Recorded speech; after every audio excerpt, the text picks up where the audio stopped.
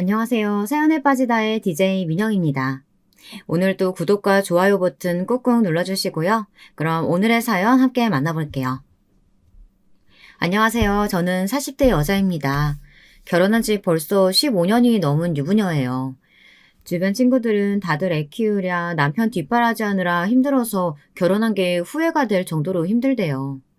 차라리 혼자 살았으면 훨씬 더 속 편하게 잘만 살았을 것 같다고요. 친구들이 그렇게 이야기할 때마다 저도 맞장구 쳐주기는 하지만 저는 지금까지 결혼한 걸 후회해 본 적이 없어요. 남편과 사이도 좋고 아이들 키우는 것도 너무 좋거든요. 거기다가 시부모님과도 별탈 없이 잘 지내고 있고요. 잘 지내는 정도가 아니라 시부모님이 워낙 좋으신 분들이라 저는 시부모님을 친정 부모님처럼 생각하고 있어요. 저는 아이가 둘이에요. 큰아이는 벌써 중학생이고 둘째는 초등학생입니다. 거기다가 결혼하고 나서부터 내내 시부모님이 사시는 건물 위아래층에 함께 살고 있어요. 지금 살고 있는 건물이 바로 시아버지 건물이거든요. 시아버지께서 1층에 인테리어 회사를 운영 중이세요.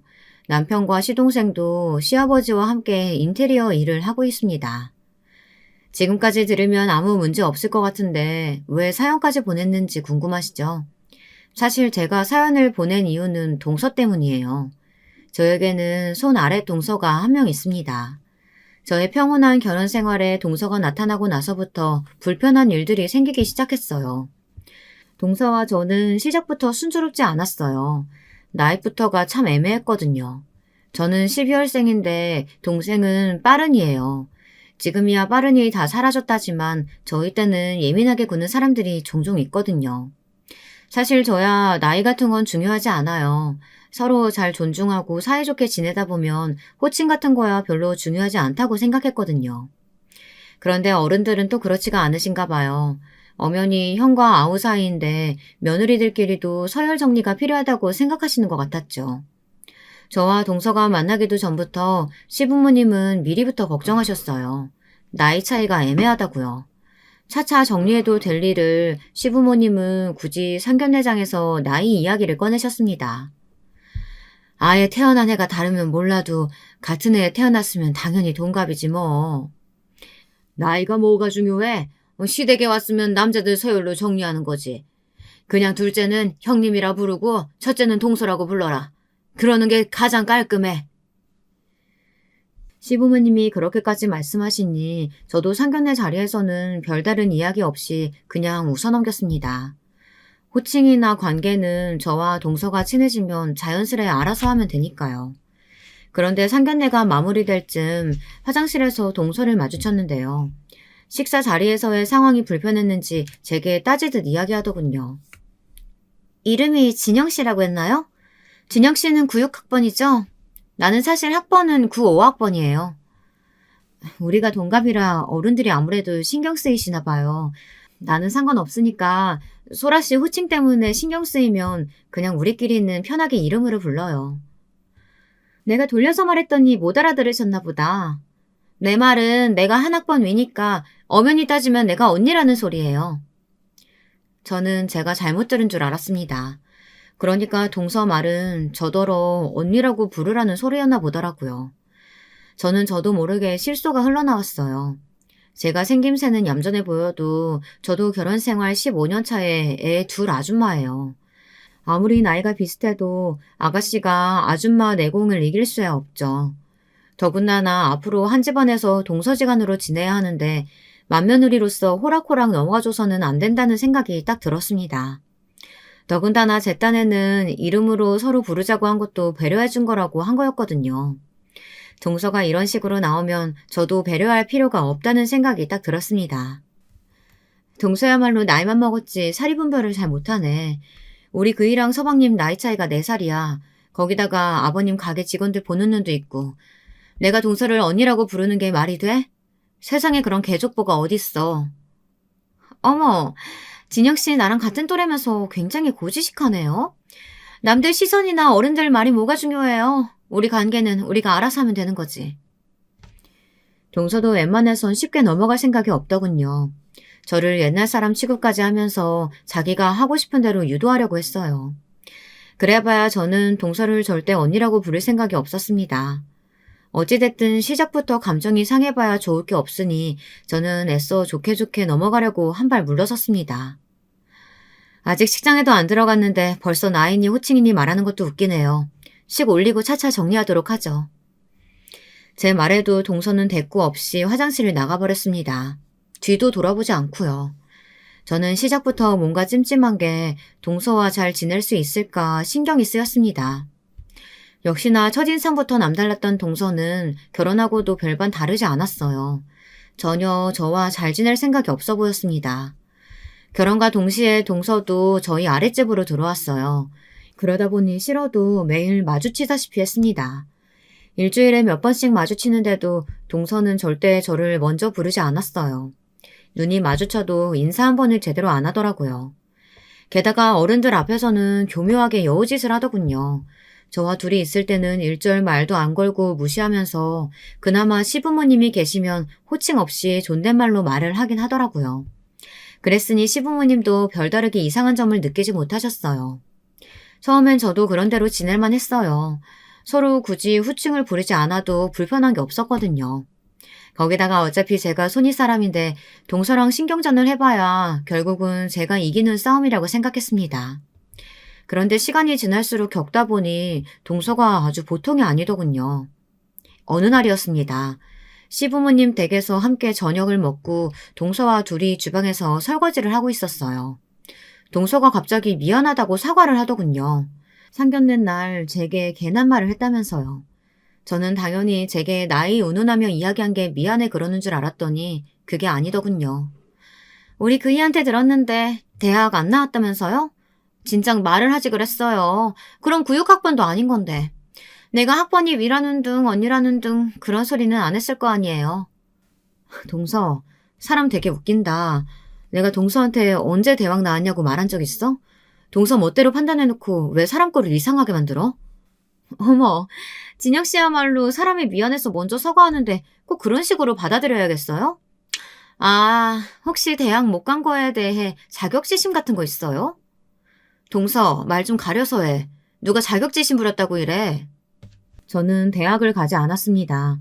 학창시절 이런저런 일을 겪으면서 대학을 진학하지 않고 바로 호텔에 취직했어요. 제가 먼저 동서한테 몇 학번이라고 말한 것도 아닌데 나의 이야기를 하다 동서 멋대로 학번 이야기를 한 거면서 마치 제가 속이기라도 한 것처럼 구는데 어이가 없었습니다. 자격지심은 무슨, 동서야말로 나한테 고지식하다고 하더니만 이제 보니까 동서가 오히려 나이니 학벌이니 이런 거 되게 따지는 사람이었네. 본인보다 어리거나 학벌 별로면 혼자 막 우월의식 느끼고 그러는 사람이었나 봐. 수준이 비슷하기라도 해야 뭐 우월의식도 느끼는 거죠. 아예 급 자체가 안 맞는 사람이랑 굳이 뭘 비교하겠어요? 아이고, 그깟 대학 좀 나왔다고 잘난 척은. 어쨌든 내가 동서보다 손이 동서니까 앞으로 무조건 형님이라고 불러. 지금처럼 호칭 안 부르고 애매하게 굴면 나도 더는 못 참아. 바로 시부모님께 말씀드릴 거야. 동서가 아무래도 위아래 구분을 못하는 것 같다고. 치사하게 보여도 어쩔 수 없었습니다. 눈에는 눈, 이에는 이예요. 저도 20년 넘게 호텔리어로 일하면서 서비스직이 몸에 밴 사람이라 지금까지 동서가 마음에 안 들어도 봐주고 있었지만요. 더는 참아줄 수가 없었습니다. 저도 제 성격대로 하기 시작했어요. 그 이후 동서와 저는 만나기만 하면 서로 티격태격했습니다.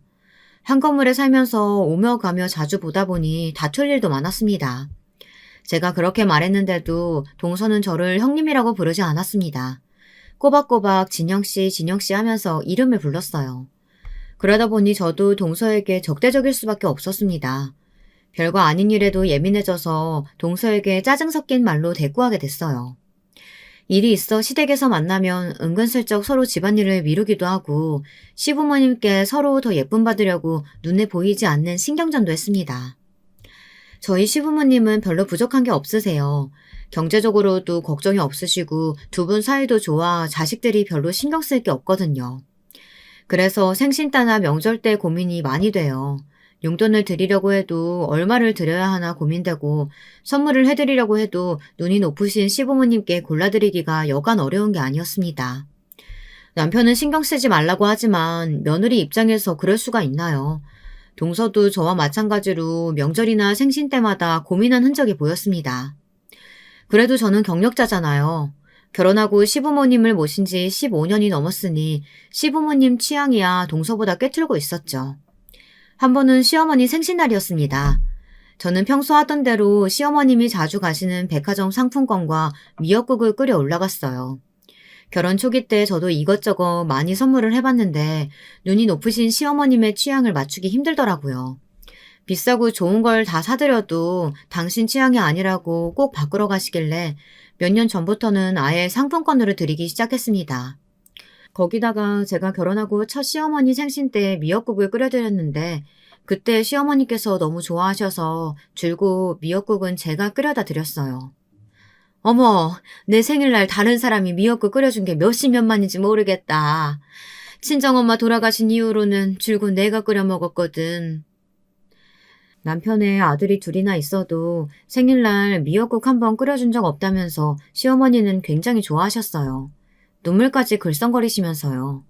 별로 힘든 일도 아닌데 해드리고 나면 시어머니께서 좋아하시는 모습을 보는 게 좋아 저는 매년 챙겼습니다. 엄연히 지금까지 해온 게 있더라도 동서가 생기고 난 뒤 첫 번째 시어머니의 생신날은 은근히 신경이 쓰이더군요. 여우 같은 동서가 시어머니의 마음에 쏙 드는 선물을 준비하기라도 할까 봐서요. 그런데 우려하던 일이 벌어지고 말았습니다. 저도 이번엔 금액을 좀 올려 백화점 상품권 100만 원권에 미역국에 불고기까지 만들어 갔어요. 그런데도 동서의 선물에 제가 밀리고 말았습니다.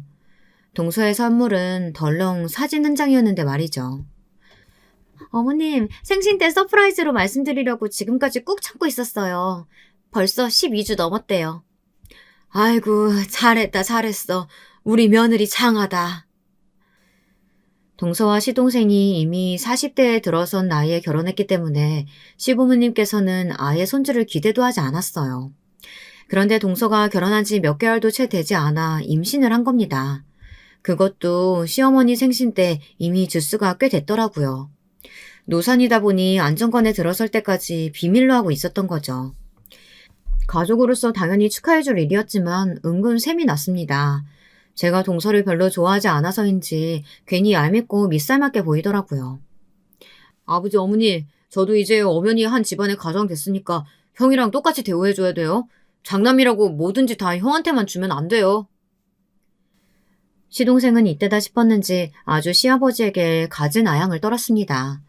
그럴 수밖에 없는 게 시아버지가 대표로 있는 인테리어 회사에서 남편과 시동생이 함께 일하고 있잖아요. 저와 동서와 마찬가지로 남편과 시동생도 시아버지에게 인정받기 위해 알게 모르게 은근 경쟁하고 있더라고요. 시아버지가 회사를 운영하신 지는 꽤 됐습니다. 가게뿐만 아니라 경기도 외곽에 공장까지 있어요. 인테리어 회사와 공장 직원을 다 하면 50명이 넘는 중소기업이에요. 남편은 어릴 때부터 시아버지 일하시는 걸 어깨 너머로 배웠고 아예 사업을 물려받기 위해 대학도 인테리어를 전공했습니다. 반면 시동생은 다른 회사를 다니다 힘들다며 그만두고 시아버지의 회사로 들어온 지 얼마 되지 않았습니다. 그러다 보니 시동생은 아직도 남편이나 다른 직원들에게 일을 배우느라 정신이 없습니다. 그런 상황이다 보니 자연스레 가족들과 회사 직원들은 남편이 시아버지의 일을 물려받을 거라고 암묵적으로 생각하고 있었어요. 차기 사장이라고 추켜 세우며 시아버지도 자주 언급하셨기 때문에 당연하게 생각하고 있었죠. 시동생도 동서와 결혼하고 아이가 생기니 욕심이 생기나 보더군요. 결혼 전에는 남편이 시키는 일이라면 군말 없이 하고 남편을 형으로서나 상사로서 존중하는 느낌이 들었는데 최근에는 남편을 꼭 경쟁 상대로 생각하는 것 같더라고요. 한 번은 그런 일도 있었습니다. 시아버지는 대부분 공장에 계실 때가 많고 남편과 시동생이 인테리어 가게에 있었어요. 남편은 영업이나 고객 상담, 계약까지 거의 전담해서 하고 있습니다. 사실 남편 혼자 하기 벅찬 일이다 보니 시동생이 옆에서 일을 배우고 있는 거예요. 그런데 언제부턴 남편이 집에 오면 툴툴거리더라고요. 시동생이 은근슬쩍 할 일을 남편에게 미루고 시아버지를 따라 공장에 출근하려고 한다고요. 안 그래도 일이 많은데 일 배울 생각은 안 하고 자꾸 공장 일에 관심이 많아 큰일이라고 했습니다. 그런데 며칠 뒤 제가 쓰레기를 버리러 나갔다가 우연히 동서와 시동생이 하는 소리를 듣게 됐어요. 당신이 하도 우겨서 아버지 따라 공장 나가기는 하는데 공장 나가면 시끄럽고 먼지만 풀풀 날려. 거기다가 가봐야 내가 할 일이 없다니까. 괜히 직원들 눈치만 보이고 아버지한테 하루 종일 잔소리만 들어서 진짜 너무 힘들어. 그냥 형이랑 편하게 사무실에 있으면 안 돼? 자기야, 인테리어 사무실에서 힘들게 매일 영업 뛰고 계약 따와봐야 뭐해. 그래봐야 평생 아주버님 밑에서 일해야 되는데. 평생 안정적으로 일하면 좋지 뭐. 자기가 이렇게 세상 물정을 모른다니까. 당신은 인테리어의 인자도 잘 모르잖아. 조금 있으면 우리 아기도 태어나는데 평생 아주버님 밑에서 매달 월급 받는 월급쟁이로 살 거야? 공장 땅 그거 다 아버님 거라며. 아버님 옆에서 살랑살랑 애교 좀 떨어가지고 그 땅 팔고 건물 올리시라고 해. 편하게 임대료 받고 살자고. 제가 있는 줄도 모르고 떠들어대는 동서 말에 저는 경악을 금치 못했습니다. 제가 생각한 대로 동서는 보통 년이 아니었어요. 시부모님이 평생 해오신 일을 한순간에 자기 이익을 위해 남편 귀에 대고 속삭거리며 조종하고 있더라고요. 저는 동서가 용심이 많고 영악한 사람이라는 생각밖에 들지 않았습니다. 그럴 만한 게 사실 시부모님이 자식들을 많이 도와주세요. 아무리 사업을 오랫동안 하시고 경제적으로 여유가 있다고 해서 자식을 도와주는 게 당연한 일은 아니잖아요. 저희 시부모님은 여러 면에서 자식들 일이라면 물심양면 도와주십니다. 제가 아이 둘을 낳고도 지금까지 일할 수 있는 건 다 시부모님 도움 덕분이에요. 저는 2교대 호텔리어예요. 밤샘 근무를 할 때도 있어서 사실 아이 낳고 나서 하기에는 쉬운 일은 아니었죠. 제가 임신하고 호텔을 그만둬야 하나 말아야 하나 고민하고 있을 때 시어머니께서 제 손을 잡아주셨습니다. 친정 부모님이랑 사이 틀어지면서 끝까지 버티고 선택한 일인데 결혼하고 아이 낳았다고 그만두는 거 그게 세아가 너한테 얼마나 서러운 일이겠어. 한 건물에 시부모가 있는데 뭘 걱정해. 내가 다 도와줄 테니까 아기 걱정은 하지 말고 너 하고 싶은 대로 해라. 시부모님은 항상 겉으로는 무뚝뚝하시고 고지식하신 듯 보이지만 속은 따뜻하고 정이 많으세요. 저는 친정 부모님과 별로 사이가 좋지 않아요. 지금이야 몸도 안 좋으시고 연세도 드셔서 제가 살고 싶은 대로 내버려 두기는 하시지만 사실 얼마 전까지만 해도 친정 부모님 얼굴도 안 보고 살았거든요. 반면 시부모님은 자식 며느리 일이라면 세심하게 챙겨주시는 건 물론이고 툭툭 용돈도 챙겨주십니다. 저는 결혼하고 지금까지 한 건물에 시부모님과 살면서도 불편한 것 하나 없이 편하게만 했어요. 시부모님 덕분에 많은 걸 배우기도 했고요. 꼭 피를 나눈 가족만이 가족이 아니구나. 서로 마음으로 위하고 챙기다 보면 진짜 가족보다 더 훨씬 소중한 가족이 되기도 하는구나. 이런 생각이 절로 들 정도로 시부모님이 좋았습니다. 그런 시부모님을 이용하려는 동서가 저는 마음에 들지 않았습니다. 동서가 원하는 대로 일이 돌아가게 될 수는 없었어요. 동서, 지금 무슨 소리 하는 거야? 공장을 밀어버리고 건물을 지으시라니. 그걸 왜 동서 마음대로 정해? 갑자기 나타난 저를 보고 시동생은 놀라서 어쩔 줄을 몰라 했어요. 반면 동서는 제 말에 눈도 깜빡이질 않았습니다. 오히려 전혀 잘못한 거라고는 없는 눈이었어요. 제가 제 맘대로 공장을 팔기라도 했나요? 아니잖아요. 근데 진혁 씨는 왜 나한테 소리까지 지르고 그래요? 그리고 다들 머리가 있으면 생각이라는 걸 좀 해야죠.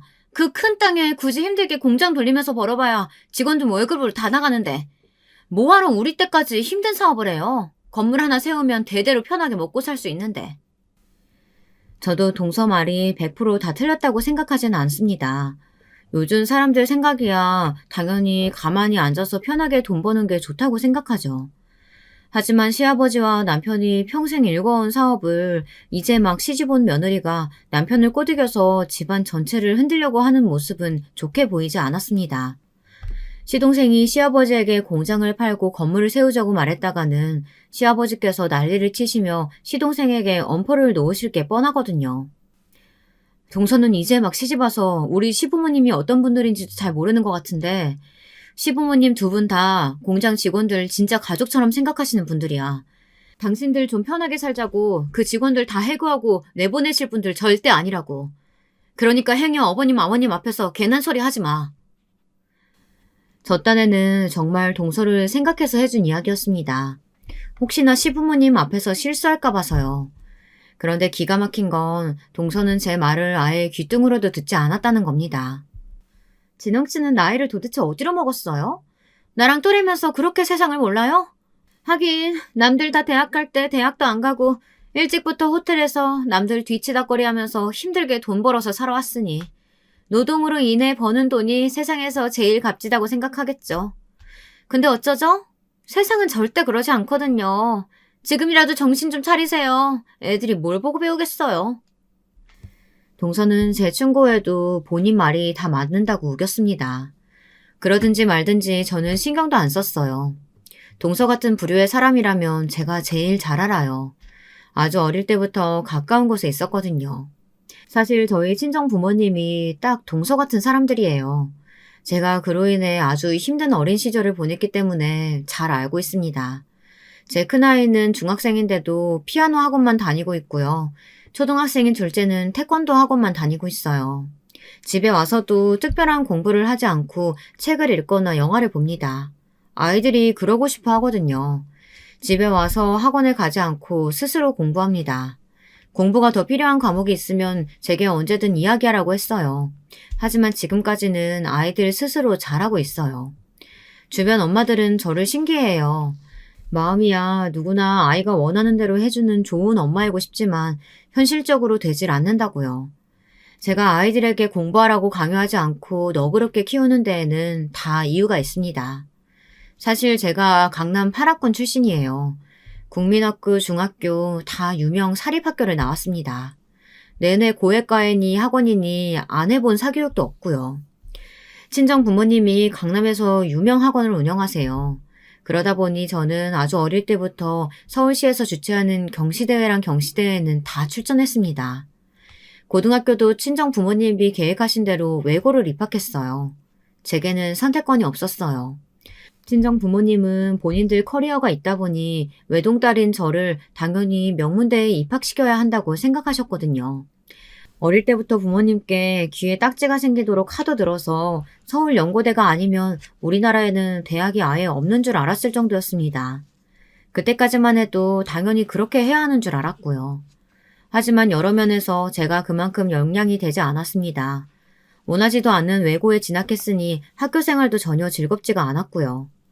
나중에는 터질 것이 결국 터지더군요. 고등학교 1학년 1학기 성적이 부모님 성에 차지 않게 되자 여름방학 때 부모님은 저를 기숙사 학원에 보내버렸어요. 부모님이 잘 아시는 분이 운영하시는 데라면서 걱정 말고 다녀오라고 하셨지만 그것은 지옥이나 다름없었습니다. 저는 아직도 그때만 생각하면 숨이 잘 안 쉬어져요. 생각도 하기 싫을 정도로 끔찍하죠. 저는 그곳에서 견디지 못하고 쓰러졌습니다.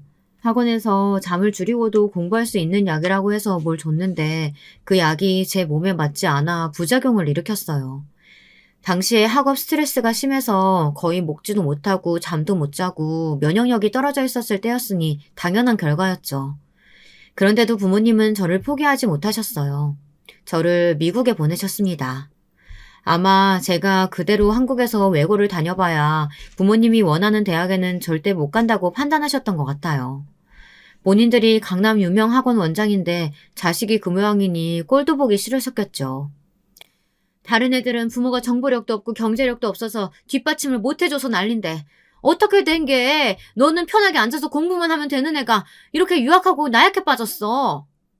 미국 가서는 다른 건 생각도 하지 말고 정신 똑바로 차리고 공부만 해.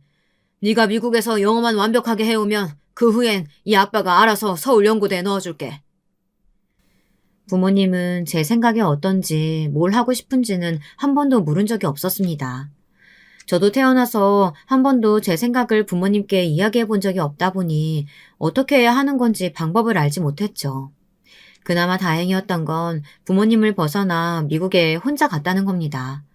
처음 미국에 도착했을 때 이 넓은 땅에서 과연 혼자 살 수 있을까 무서웠어요.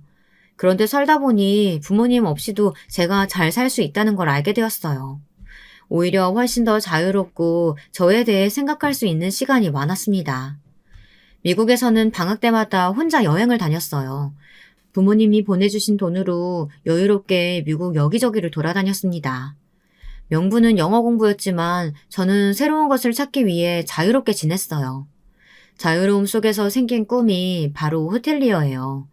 제가 미국에서 돌아오자마자 부모님은 저를 어떻게든 명문대에 보낼 수 있을지만 찾느라 혈안이 돼 바쁘셨습니다. 그동안 저는 한국에서 고졸 검정고시를 보고 바로 서울에 있는 호텔에 모든 지원서를 다 넣었습니다. 어느 호텔이든 상관없었어요. 일만 할 수 있다면 어디든 좋았어요. 부모님 도움으로 미국에서 학교까지 다녔으니 영어만큼은 자신 있었습니다. 저는 오로지 영어 실력으로만 공항 근처 호텔에 바로 취직이 됐어요. 저는 부모님 눈을 피해 수능날 수능을 보러 가지 않았습니다. 그리고 그날 저녁 호텔에 취직됐다는 사실을 이야기했어요. 부모님은 난리가 났습니다. 정말 드라마에 나오는 장면처럼 뒷덜미를 잡고 침대에 누우셨어요. 아버지는 저를 호적에서 파버리겠다는 이야기까지 하셨습니다. 돌연변이도 이런 돌연변이가 없다. 기껏 미국까지 보내서 공부시켜놨더니만 뭐? 대학을 안 가고 호텔에서 일을 해? 부모가 강남에서 학원을 하는데 자식이라는 놈이 고졸이라는 게 말이 되냐? 헛소리 하지 말고 1년 집에서 쥐죽은 듯 공부하다가 그냥 내년 다시 수능 봐라. 호텔인지 나발인지 나가기만 하면 나 다시 너 안 봐. 앞으로 너한테 10원 한 푼 없을 줄 알아. 제 말 못 들으셨어요? 저 취직했다니까요. 이제 엄마 아빠 도움 없이도 저 혼자 살 수 있다고요. 얼씨구, 세상 물정 모르는 소리 하고 있네. 고졸 주제에 벌어봐야 얼마나 번다고. 그걸 가지고 네가 먹고 살아. 너 그 월급 가지고 입에 풀칠이나 하고 살 수 있을 줄 알아? 엄마야말로 자식을 너무 모르는 거 아니야? 나 2년 넘게 미국에서 혼자 살았어. 심지어 그때는 미성년자였고 지금은 어른인데 내가 왜 혼자 못 살아? 부모님은 자식이라고 저 하나뿐인데도 저에 대해 전혀 모르셨습니다. 저는 큰 집에 비싼 옷, 좋은 학교 다닌다고 해서 행복해지는 그런 사람이 아니었어요. 돈이 별로 없어도 내가 하고 싶은 일을 하고 내가 번 돈으로 소소한 것을 누리며 사는 것이 제 꿈이었습니다. 호텔 입구에만 들어가도 저는 행복했거든요. 저는 끝까지 제 고집대로 했습니다. 대학을 포기하고 호텔에 출근했어요. 저는 결국 집에서 쫓겨났습니다. 부모님은 저를 내쫓으며 다신 보지 말자고 하셨어요. 자식 없는 셈 치고 살겠다고요. 저는 오히려 마음이 편했어요. 어차피 집을 나올 생각이기도 했으니까요. 저는 성인이 되자마자 부모님을 벗어나 혼자 힘으로 살았습니다. 그런 저를 알아봐준 사람이 바로 남편과 시부모님이었어요. 부모 도움 없이 오롯이 체험으로 살아온 저를 인정해주고 받아주셨습니다. 제가 결혼하게 되었을 때 부모님께 먼저 연락을 드렸어요. 집으로 청첩장도 보냈습니다. 하지만 부모님은 두 분 다 제 결혼식에 오지 않으셨어요. 제가 첫 아이를 가졌을 때도 한번 뵙고 싶다고 먼저 연락을 드렸는데도 매정하게 끊으시더라고요. 없는 셈 친다니까 연락은 자꾸 왜 해? 하긴 네가 결혼한 놈이라고 해봐야 영 변변치 않은 놈이겠지 뭐. 왜? 이제 와서 부모 도움 필요하냐? 그런 거 아니에요. 저 시부모님 사랑 듬뿍 받으면서 잘 먹고 잘 살고 있어요. 부모님께 자식이라고는 저 하나인데 손주 태어나면 보고 싶으실 것 같아서 연락드린 거예요. 자식도 버렸는데 손주는 무슨 손주? 됐으니까 너 알아서 살아. 바쁘니까 전화하지 말아라. 저는 서러웠습니다. 부모님이 보고 싶고 그립다기보다 시간이 이렇게나 흘러 자식이 결혼해 아이까지 낳았는데도 부모라는 사람들이 정말 궁금하지도 않나 싶었거든요. 저는 애써 부모님을 잊으려 노력했습니다. 저도 부모님 없는 셈 치고 살자 싶었죠. 그런데 첫 아이가 태어나고 얼마 되지 않아 아버지에게 먼저 연락이 왔습니다. 저는 고민하다 전화를 받았어요. 혹시나 아이는 잘 낳았나 걱정돼서 연락하셨나 싶어서요. 그런데 연락해온 이유조차 저희 부모님 다 왔습니다. 글쎄 어머니께서 말기 신부전증이라는 수술을 당장 받아야 하는데 어머니가 아버지와는 신장이 맞지 않아 수술할 수가 없대요. 핏줄이라고는 저 하나뿐이니 저에게 검사를 받아줄 수 있냐고 하시더라고요. 처음에 연락을 받았을 땐 화가 났어요. 결혼한다고 했을 때도 아이를 가졌다고 했을 때도 축하한다는 말 한마디 안 하신 분들이 저에게 이제와 신장을 내놓으라뇨. 그날 밤 저는 남편과 시부모님과 상의했어요. 시부모님과 남편은 언제나처럼 제 생각을 지지해주겠다고 하셨습니다. 저는 고민 끝에 검사를 받았습니다. 우선 검사를 받아봐야 수술을 할 수 있을지 없을지 아니까요. 솔직한 마음으로는 신장이 맞지 않기를 바랬습니다. 그러면 모양새 좋게 거절하고 다 잊고 저는 저대로 살면 그만이니까요.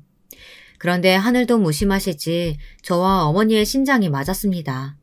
그 사실을 알게 된 아버지는 제 앞에 무릎을 꿇고 앉아 펑펑 우셨어요. 내가 잘못했다. 그동안 우리 딸 부모도 없이 많이 고생했지. 우리가 나이만 먹었지 세상을 너무 몰랐어. 네가 원하는 대로 살아도 잘만 사는 걸 우리 기준에 맞추려고 널 너무 힘들게 했다. 그러니까 제발 네가 우리 좀 도와줘라. 네 엄마는 살리고 봐야 되지 않겠니? 아버지의 사과가 진심이라고 믿지는 않았어요. 제가 아는 아버지라면 어머니를 살리기 위해 어쩔 수 없이 제 앞에서 무릎을 꿇으신 거라는 생각밖에 들지 않았습니다. 여러분들이라면 어떻게 하시겠어요? 당신들의 기준에 맞지 않는 자식이라면서 내치고 버린 부모에게 신장을 주실 수 있으시겠습니까? 저는 고민 끝에 어머니에게 신장을 드렸습니다. 평생 후회하기 싫어서요. 어머니 아버지가 저를 사랑하든 사랑하지 않든 저는 부모님을 사랑합니다. 그 사실만은 너무도 명확한데 제 잠깐의 분노와 복수심으로 인해 신장을 드리지 않을 수는 없었어요. 그러다가 어머니께서 돌아가시기라도 하면 제가 너무 힘들 것 같았거든요. 제 아이들 얼굴을 똑바로 볼 수 없을 정도로요. 다행히 수술은 잘 끝났고 어머니와 저 무사히 잘 지내고 있습니다. 걱정했던 것과는 다르게 저도 금방 회복돼서 둘째도 나왔으니까요. 그 이후로 친정 부모님과는 다시 연락이 되어 왕래를 하며 지내고 있습니다. 친정 엄마가 회복되시고 나서 바로 시부모님도 함께 만났어요. 물론 친정 부모님은 제가 알던 모습과 별반 다르지 않았습니다. 시부모님을 뵙자마자 무슨 일을 하시는지부터 물어보시고 남편에게도 무슨 대학을 나와 어떤 일을 하는지 물어보셨어요. 시부모님의 대를 이어 인테리어 사업을 한다고 했을 때 갸웃하시다가 직원이 50명이라고 하자 아주 한바구음을 지으셨습니다. 그래도 나중에는 친정부모님께서 시부모님께 머리 숙여 감사하다고 인사하셨어요. 식사 자리에서 시부모님께서 저를 먼저 챙기고 친자식처럼 대해주시는 모습을 보고 부모님께서 많은 생각을 하셨다고 하더라고요. 당신들은 친부모인데도 왜 조금 더 너그러운 마음으로 저를 대하지 못했는지 후회가 되신다고요. 제가 많은 나이는 아니지만 저도 쉽지 않게 살아온 40년이었습니다. 그런 와중에 저희 가족에 대해 1도 모르는 동서가 갑자기 나타나 집안을 마음대로 흔들어 놓는 꼴은 그냥 봐줄 수가 없었어요. 저는 남편에게 동서와 시동생이 나누던 이야기를 그대로 전달했습니다. 시부모님께는 말씀드리지 않았어요. 여우 같은 동서 정도야 저와 남편 선에서 정리할 수 있을 줄 알았거든요. 그런데 동서는 생각보다 훨씬 더 교활했습니다. 쓰레기장에서 만난 이후 동서는 대놓고 저를 모른 척했어요. 계단을 오르내리다가 만나도 눈도 안 마주치고 지나갔습니다. 어쩔 땐 길거리에서 만나도 아예 모르는 사람처럼 지나가더군요. 그래도 초반에는 어른들 눈을 피해 둘만 있을 때 으르렁거리는 정도였는데 시간이 지날수록 동서의 행동이 지나쳐 결국 시부모님 앞에서까지 싸우게 되고 말았습니다. 동서가 또 말도 안 되는 소리를 했거든요. 혹시 공장 못 팔게 하려는 게 아주버님이 장남이라고 나중에 혼자 다 꿀꺽하시려고 그러는 거 아니죠? 온 가족이 모인 명절날 힘들게 전까지 다 붙이고 뒷정리를 하려고 일어나는데 동서는 굳이 베란다까지 따라와 어처구니 없는 소리를 하더군요. 내가 동서랑 같은 줄 알아? 시부모님이 지금 연세까지 힘들게 일하시는 거 보면서 동서는 느끼는 것도 없어? 느끼는 거 많죠. 하루라도 빨리 공장 팔아서 그 땅에 건물 올리면 평생 편하게 쉬실 텐데 왜 사서 고생하시나 싶죠. 이게 다 무슨 소리야? 공장 땅을 팔아서 뭘 어째? 저도 모르게 언성이 높아져 밖에 계시던 어른들까지 저희 이야기를 듣고 말았습니다. 결국은 동서의 말도 안 되는 허튼 계략이 시아버지에게 들키고 말았어요. 동서의 말에 시아버지는 노발대발 화가 나셨는데도 동서는 전혀 자신이 뭘 잘못했는지를 몰랐어요. 건물 지어서 세 받으면 훨씬 더 유복한 노년이 될 텐데 왜 그러시냐고 한마디를 더 하더군요. 시아버지는 결국 동서에게 소리를 지르며 엄포를 놓으셨습니다. 둘째, 너 아무리 철이 없어도 그렇지 어떻게 시부모님 앞에서 땅이니 노으니 그런 소리를 아무렇지 않게 떠들어? 왜 둘째, 너 무슨 돈 필요하냐? 시아버지는 동서가 하는 소리가 도무지 이해가 되질 않아 따지듯 물으신 거였는데 동서는 오히려 그 틈을 파고들었습니다. 뭐 꼭 돈 때문만은 아니고요. 사실은 우리 준서 조금 있으면 유치원 옮겨야 되는데 이 동네는 영어 유치원이 마땅치 않잖아요. 동서는 생각지도 못한 소리를 꺼냈습니다. 시아버지의 공장 땅 이야기를 하다가 갑자기 자기 아들 유치원 이야기를 꺼냈어요. 그러더니 하는 소리가 꼭 영어 유치원을 보내고 싶다네요. 그것도 강남에 있는 영어 유치원을요. 저는 슬슬 일그러지는 시아버지의 표정이 걱정돼 애써 동서를 말렸습니다. 영어 유치원을 보내고 싶으면 이 동네에서 알아보면 되지 뜬금없이 강남 이야기는 왜 꺼내냐고요. 그랬더니만 동서는 한술 더 떴습니다. 이 동네 사실 좀 구리잖아요. 학군도 너무 안 좋고요. 저는 하나만 낳아서 잘 키우자라 형님처럼 이런 구질구질한 동네에서 애 키우고 싶지 않아요. 뭐야? 이게 보자 하니까 며느리라고 대충 봐주고 넘어가려고 했더니 아주 머리에 든 게 없구나. 시부모가 평생 살아온 동네 가지고 뭐? 구질구질? 우당탕탕 화가 난 시아버지께서 결국 참지 못하시고 명절날 상을 엎어버리셨습니다. 그 일로 동서는 결국 시댁에서 나가버렸어요. 시아버지가 무서워서 도저히 한 건물에 못 살겠다고 조카를 데리고 친정으로 가버렸습니다. 시아버지는 아직 화가 안 풀려 그런 며느리 필요 없다고 하셨지만 시어머님은 걱정이 이만저만이 아니셨어요. 기껏 장가간 노총각 아들이 처자식한테 버림받고 혼자 살 지경에 이르렀으니까요. 시어머니는 시동생을 동선의 친정으로 보내셨습니다. 당장 데리고 오라고요. 그리고 시아버지에게도 동서에게 사과하라고 시키셨습니다. 아무리 그래도 며느리 앞에서 상까지 엎어버리고 머리에 든 거 없다고 소리 지르면 어떡해요. 당신 그 고약한 성질머리 때문에 아들 이혼이라도 시킬 거예요? 시어머니의 으름장에 시아버지도 별 수 없었습니다. 시어머니의 말이 틀린 말은 아니니까요. 그런데 일이 이상하게 흘러갔습니다. 잘못한 건 잘못한 거고 사과할 일은 사과하면 그만인데 시아버지께서 소리 좀 질렀다고 그걸 꼬투리 잡아 결국 강남으로 가겠다고 하더군요. 아버님, 요즘은 엄마들 사이에서 유행하는 말이 뭔지 아세요? 애 성공시키려면 엄마의 정보력과 아빠의 무감심, 시아버지의 경제력이 필요하다고요. 혹시 알아요? 아버님이 우리 아들 지원 빵빵하게 도와주시면 우리 아들 판검사 될지? 동서는 바로 얼마 전 시아버지에게 된통 혼나놓고도 배운 게 없는지 또 말도 안 되는 소리를 해댔습니다.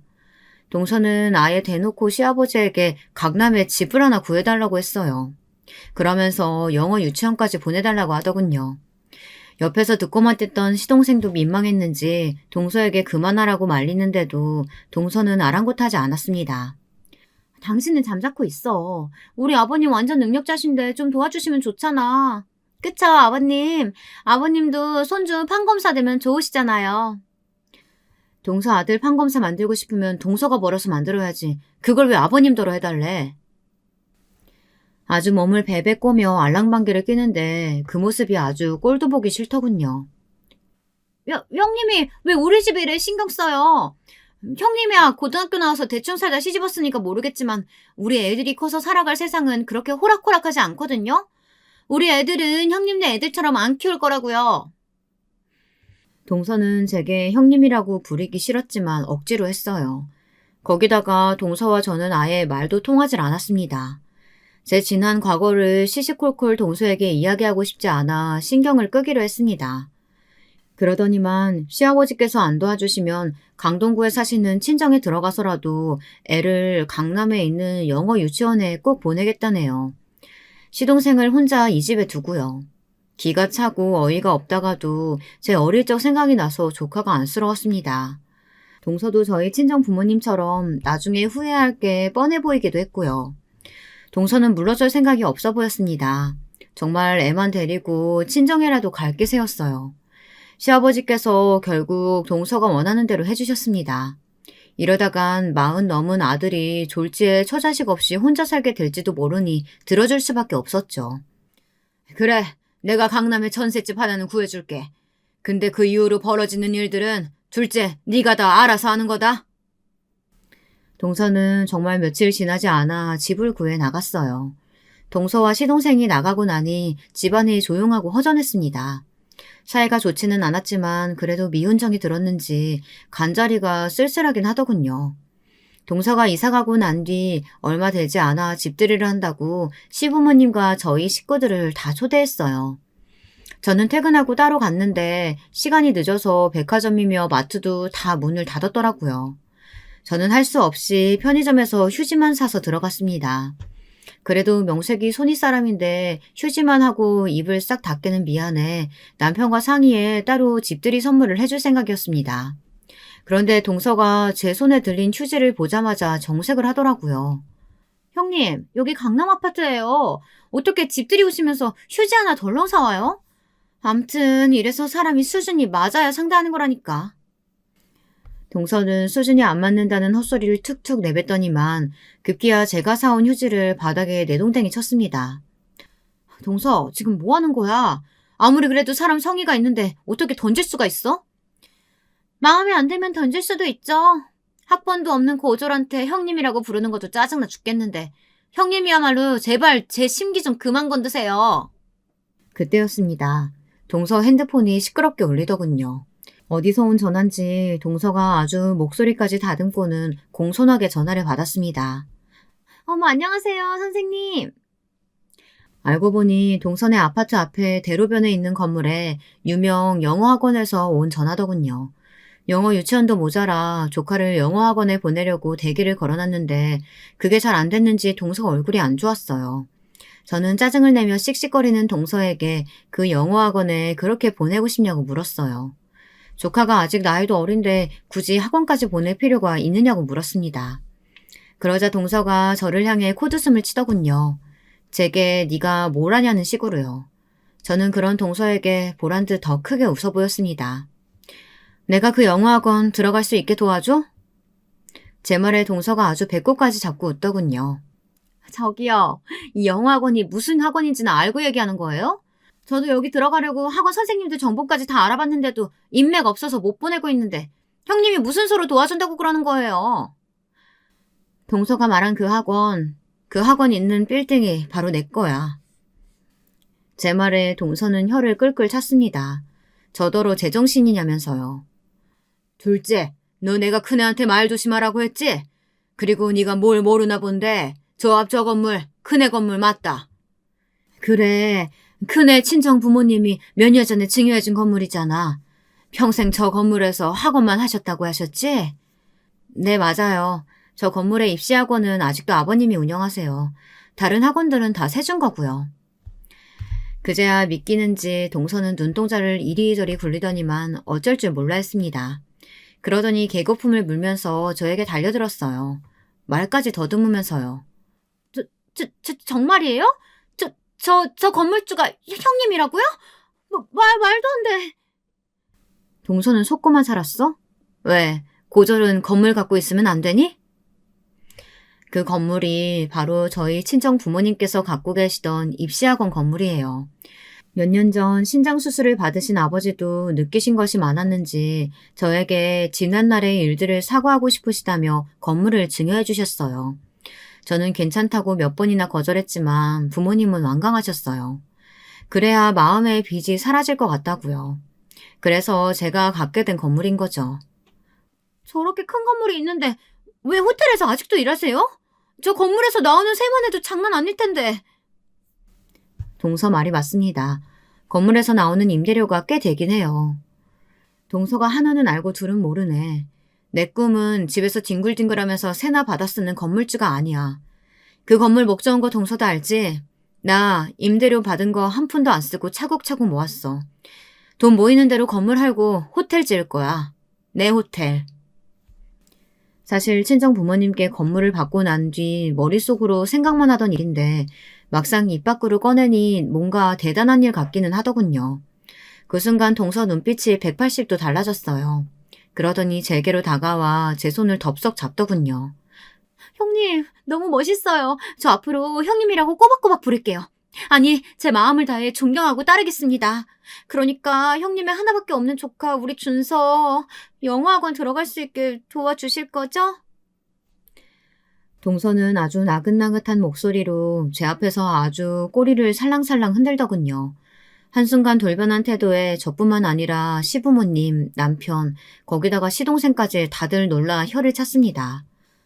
자기야, 아무리 그래도 그렇지. 너무 속 보이는 거 아니야? 내가 다 형수님 보기 쪽팔린다. 쪽팔릴 게 뭐 있어, 가족끼리. 그쵸, 형님? 하나밖에 없는 동서가 이렇게 부탁하는데 꼭 들어주실 거죠? 저는 동서의 애교에 온몸에 소름이 돋는 것 같았습니다. 저는 고개를 저으며 제 손을 잡은 동서의 손을 세게 뿌리쳤어요. 제가 지금까지 동서에게 받은 무시와 멸시가 있는데 이대로 쉽게 넘어가 줄 수는 없었죠. 뭐래? 동서가 뭐가 예쁘다고 내가 동서 부탁을 들어줘? 형님, 저 알고 보면 애교도 많고 언니들한테도 되게 잘하는 스타일이에요. 제가 형님을 진짜 언니처럼 잘 모시겠습니다. 가관도 이런 가관이 없더군요. 빠른이라고 자기가 언니랄 때는 언제고 건물 좀 있다고 이제 제가 언니라네요. 어른들 앞에서 언니가 뭐야. 내가 서방님 봐서 이번엔 이 정도 하는데 앞으로 한 번만 더 내 앞에서 버릇없이 굴면 그냥 안 넘어가. 그리고 영어학원은 앞으로 동서가 나한테 하는 거 보고 내가 얘기해줄지 말지 결정할게. 어머, 우리 형님 진짜 너그러우시다. 기대하세요, 형님. 제가 진짜 형님한테 잘할 거거든요. 동서의 행동에 가족들 모두 혀를 내둘렀습니다. 그날 이후 어떻게 됐냐고요?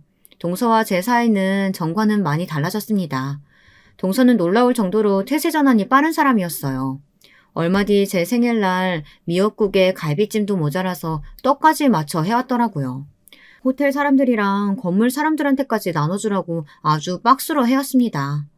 그뿐만이 아니었어요. 저희 아이들까지 챙겼어요. 애들 옷에 문제집에 매일같이 사서 집에 들렀습니다. 작은 엄마가 강남 엄마들 맘카페에서 하나하나 다 조사해서 비교해가지고 골라온 문제집이야. 너희 이것만 보고 공부하면 성적 금방 오른다니까? 이제는 동서만 보면 웃음이 나올 지경입니다. 그전에는 그냥 개념 없고 싸가지 없는 사람인 줄만 알았는데 겪다 보니 웃긴 사람이더군요. 자기 이익을 위해서라면 물불 안 가리는 푼수 중에 푼수였어요. 저도 이 정도면 할 만큼 했으니 이제 용서해주자 싶었습니다. 사실 진작 영어학원 원장님에게 이야기해두기는 했어요. 제 조카가 너무 다니고 싶어 하는데 빈자리가 나면 연락 좀 달라고요. 영어학원 원장이야 건물주가 하는 말이니 지금이라도 바로 들어오라고 했지만 그렇게 쉽게 동서를 도와주고 싶지는 않았어요. 물론 학원 방침도 있는데 건물주라고 갑질하는 것도 제 스타일이 아니고요. 영어학원에 이야기해뒀다는 제 말 한마디에 동서는 저를 와라 껴안고 눈물까지 흘렸습니다. 저는 동서의 행동이 너무 오바라고 생각했지만 동서가 그 정도로 간절했었구나 이런 생각도 들었어요. 형님 감사해요. 사실 저는 어릴 때부터 부모님이 돈 없다고 학원도 안 보내주고 그 흔한 학습지도 한 번 안 해줬거든요. 그래서 아이 낳으면 제일 좋은 걸로 다 해주고 싶었어요. 형님, 제 꿈을 이뤄주신 거예요. 제가 지금까지 너무 버릇없게 굴었죠. 죄송해요. 이제부터는 정말 형님으로 깍듯하게 모시고 잘할게요. 그날의 동서 말이 정말 진심으로 들리더군요. 그날 이후로 저도 동서에게 밉살맞게 굴지 않고 잘해주려고 노력하고 있어요. 시작은 좋지 않았지만 서로 잘 맞춰서 지내다 보면 언젠가는 진심으로 서로를 위하는 가족이 되지 않을까 기대하고 있습니다. 제가 이렇게 말하면 시부모님도 반신반의하세요. 사람 본성이 어디 가겠냐고요. 저더러 괜히 나중에 한 방 또 먹지 말고 거리를 두라고까지 하십니다. 여러분 생각은 어떠세요? 제가 동서와 사이좋게 지낼 수 있을까요? 아니면 정말 거리를 좀 두고 지내야 할까요? 인생 선배님들의 의견 댓글로 남겨주시면 잘 듣고 참고하도록 하겠습니다. 지금까지 제 이야기 들어주셔서 감사합니다. 여러분, 두 번째 사연 시작하기 전에 좋아요와 구독 꼭 눌러주실 거죠? 그럼 두 번째 사연 바로 시작합니다. 안녕하세요. 저는 이제 막 40대에 들어선 대한민국의 남자입니다. 보통 이런 소개를 할 때 신체 건강한 남자라고 많이들 하던데 저는 그런 말을 쓰기가 좀 그런 사연을 가지고 있어요. 지금부터 저의 드라마틱한 인생 이야기를 한번 해보려고 합니다. 저는 부산에서 태어났어요. 아버지는 고등학교 사회선생님이셨고 어머니는 전업주부셨습니다. 일남 일녀 중 첫째이고요. 부모님은 다정하시고 바른 분들이셨고 결혼할 때는 단칸방으로 시작하셨다고 하지만 성실히 절약하셔서 결혼 후 5년 만에 작은 주공 아파트를 장만하셨다고 해요. 여기까지 들었을 때는 그냥 무던하게 자란 것 같으시겠지만 저희 집안에는 굉장히 큰 근심거리가 하나 있었습니다. 바로 저의 심장병이었습니다. 저는 태어날 때부터 선천성 기형으로 심장이 기능을 잘하지 못하는 병을 앓고 있습니다. 그래서 태어나고 나서 바로 집중치료실로 갔었고 막 출산을 하신 어머니는 기절을 하셨다고 합니다. 다행히 저는 그 고비를 넘기고 살아남았고요. 자라면서도 수술을 몇 차례나 하게 되었습니다. 수술 후 제가 깨어나질 않아서 부모님이 3일 밤낮을 저를 지켜보면서 병실 밖에서 눈물을 흘리셨다고 들었습니다. 다행히 4일째인가 제가 간신히 의식을 찾았었다고 합니다. 사실 이런 이야기를 하면서도 저는 어렴풋한 기억만 있어서 당시 상황이 얼마나 위급했는지 와닿지는 않습니다. 그렇지만 이런 이야기가 나올 때마다 눈에 눈물을 글썽이시는 어머니의 얼굴을 보고 그저 심각했었구나 하고 짐작만 하는 것이죠. 제가 직접 느낀 심각한 순간은 청소년기에 한 번 있었습니다. 바로 제가 고1 때였죠. 야간 자율학습을 하던 시절이어서 야자를 하던 중이었고 계절은 여름이 성큼 다가오던 때쯤이었던 걸로 기억합니다. 저는 국어가 약해서 수능 언어 영역 문제 오답풀이 노트를 보면서 틀렸던 문제들을 분석하고 다시 새 노트에 옮겨 정리하고 있었는데 갑자기 가슴이 조이는 듯한 통증이 오기 시작했어요. 통증은 점점 심해져서 제가 선생님께 양호실에 가겠다고 말하려고 책상 모서리에 손을 짚은 순간 제 눈앞이 새카매져 오면서 그 후로 아무것도 기억이 나지 않았습니다. 후에 친구들 말에 따르면 제가 일어서려다 그 자리에서 그대로 쓰러지는 바람에 119가 오고 학교 전체가 난리가 났었다고요. 또다시 심장 판막에 이상이 생긴 것이었습니다. 저는 결국 병원에 장기간 입원을 하게 되었어요. 그렇지만 나쁜 점만 있는 것은 아니었어요. 입원한 병실 친구 중에서 어릴 때부터 폐가 안 좋아서 조금만 뛰어도 숨이 찬다는 친구가 있었는데 그 친구와 저는 아주 죽이 잘 맞았거든요. 아니, 또 동갑이었습니다. 말이 많은 녀석이라 그 녀석과 함께 떠들고 있으면 지루한 병원에서의 하루가 후딱 가곤 했죠. 제가 하도 장기 입원을 하다 보니 부모님도 매일같이 저를 보러 오시지는 못하셨거든요. 친구 역시 병실에 혼자 있는 날이 많았죠. 어느 날 걔가 저한테 말했습니다. 있잖아. 나는 가끔 사람 없는 병원 옥상에서 있는 힘껏 달리기를 한다? 임마, 너 그런 거 하면 안 되잖아. 숨차서. 안 된다고 하는 거 해보면 더 재밌지 않냐? 이상하게 나는 그렇게 숨이 턱까지 차서 죽을 것 같이 헐떡대다가 보면 내 앞에 다른 고민들이 날아가고 그저 지금 이 순간 내가 살아있구나. 그게 참 감사하다라는 그런 마음만 남더라고. 지금 이 순간? 그렇지. 지금 나는 살아있고 숨 쉬고 있고 그게 얼마나 감사한 일인지 그런 것들이 말이야. 숨이 차고 살려고 노력하는 내 몸을 보면 간절함이 느껴져서 그런가?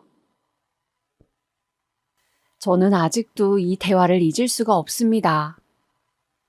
살아가는 일에 간절함, 당장 내가 마셔야 하는 공기 한 모금의 소중함 같은 것 말이죠. 그 친구의 말이 어쩌면 그때 이후 제 좌우명이 되었던 것 같습니다. 살면서 힘든 순간이 참 많았는데 그때마다 큰 위로가 됐어요. 참 지혜로운 친구였다는 생각이 들었죠. 그 녀석은 책을 많이 읽었는데 뭔가 자신이 사회에 보탬이 되는 사람이 되고 싶다고 했어요. 그리고 헐리우드 영화를 보며 항상 사람들을 영웅이 구해내는 장면에서 박수를 쳤죠. 친구는 자신의 꿈은 슈퍼맨처럼 위기 상황의 사람들을 구하는 영웅이 되고 싶다고 했어요. 얼른 이 지겨운 폐병을 이겨내고 온갖 무술로 몸을 단련해서 다른 사람을 구하는 산악구조대나 소방관이 되고 싶다고 했죠. 그래서 항상 영웅이 나오는 영화를 본다면서요. 저는 그런 친구와 함께 길고 지루한 병실 생활을 견뎌냈습니다. 제 인생에서 가장 외로웠지만 돌이켜보면 행복한 시간이었습니다. 아마도 부모님과는 다르게 혈연 관계가 없는 남이지만 나와 가장 영혼이 가까운 사람이었기 때문인 것 같아요. 흔히들 말하는 소울메이트 같은 느낌이요. 그러던 어느 날이었어요. 친구는 자신이 꽤 좋아졌다고 금방 태어날 수 있을 것 같다고 좋아했죠. 나 있잖아. 나가자마자 검도하고 태권도 배울 거다? 너 그러다 몸살 나. 두 개를 어떻게 한 번에 같이 하냐? 아이, 난 할 수 있다니까. 지금까지 병원에 있었던 시간이 아까우니 정말 시간을 아껴 쓸 거야. 나한테 시간이 얼마나 남았는지 모르잖아. 야, 인마, 누가 너 지금 당장 죽는데? 뭔 실없는 소리라냐? 아니, 누가 언제 죽을지 모르니까 말이지. 내 말은. 암튼 난 나가면 바로 검도랑 태권도 배울 거고 너랑 수능 100일주도 마실 거다. 알았냐? 수능 100일주? 아, 그건 나도 땡기는데. 엄마, 아빠 몰래 맥주 마실 수 있는 데를 찾아야겠는데. 그렇게 우리는 퇴원날을 손꼽아 기다리며 이 지긋지긋한 병원을 이제 나갈 수 있겠다고 웃었습니다. 그리고 그 다음날 보통 때와 다름없이 친구의 병실로 향하고 있는데 의사 선생님과 간호사님들이 뛰어다니고 있었어요. 병실에 못 들어오게 하고 한참 동안 난리를 치더니 갑자기 제 친구가 죽었다고 하는 것이었습니다. 저는 너무 당황스러워 어떻게 된 일이냐고 물으니 갑자기 심장마비가 왔는데 체크를 못했다는 것이었어요. 폐하고는 상관없이 위급 상황에 친구는 잠을 자고 있었고 곁에 아무도 없었기 때문에 아무도 심장마비가 온 줄 몰랐다고. 저는 털썩 그 자리에 주저앉아 버렸습니다. 친구는 어제 저한테 유언을 한 것이었어요. 자신이 죽을 것도 모른 채 말이죠. 저는 병실 복도에서 친구의 병실 침대를 보면서 오열을 했습니다. 지석아, 소방관 한다며 이 자식아. 뭐냐, 같이 맥주 마시기로 해놓고 약속도 안 지키는 자식. 너는 임마, 내가 다시 만나면 진짜 죽여버릴 거야. 저기 준영 학생? 이거 지석 학생이 준영 학생 주려고 한 책 같은데 유가족분들이 전해주래요. 간호사 누나가 책을 한 권 저에게 전해주었습니다. 그 책의 제목은 어느 소방관의 기도였습니다. 첫 장을 넘기자 지석이가 적어놓은 짧은 메모가 있었어요. 준영아, 우리 같이 소방관 되는 건 어떨까? 그 글을 보는 순간 참았던 눈물이 또 흘러내렸습니다.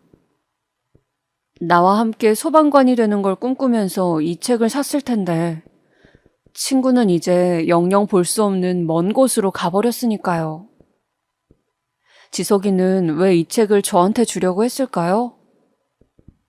저는 그 책을 보며 지석이를 오래 생각했습니다. 아마도 나는 이런 소방관이 되고 싶었다고 자신의 꿈을 이야기해보고 싶었던 걸까요?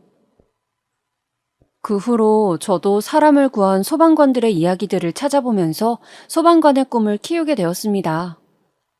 먼저 간 친구 지석이의 꿈을 제가 이어받고 싶었거든요. 사람을 구하는 직업을 가지고 평생을 살면서 지석이를 기억하고 싶었습니다. 그 후 3개월이 지나 저는 퇴원을 하게 되었습니다. 수술 후 예후가 좋아서 운동을 많이 해도 괜찮게 되었어요. 부모님도 제가 점점 건강해진다고 좋아했습니다. 저도 점점 건강해지는 내 몸이 신기하기도 하고 좋기도 했어요.